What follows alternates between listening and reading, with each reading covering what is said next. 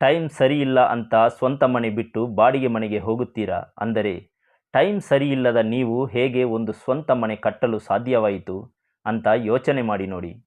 ಮನೆ ಕಟ್ಟಿ ಮುಗಿಸಿದ ಮೇಲೆ ವಾಸ್ತು ಪೂಜೆ ಮಾಡುತ್ತೀರಾ? ಗಣಪತಿ ಹೋಮ ಮಾಡುತ್ತೀರಾ?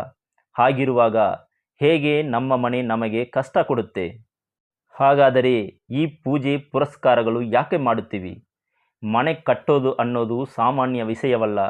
ನಮಗೆ ಒಳ್ಳೆ ಟೈಮ್ ಮತ್ತು ದೇವರ ಅನುಗ್ರಹ ಇಲ್ಲದೆ ನಾವು ಮನೆಯನ್ನು ಕಟ್ಟಿ ಗೃಹ ಪ್ರವೇಶ ಮಾಡುವುದಕ್ಕೆ ಸಾಧ್ಯ ಇಲ್ಲ ಅನ್ನೋದೇ ನಿಜ.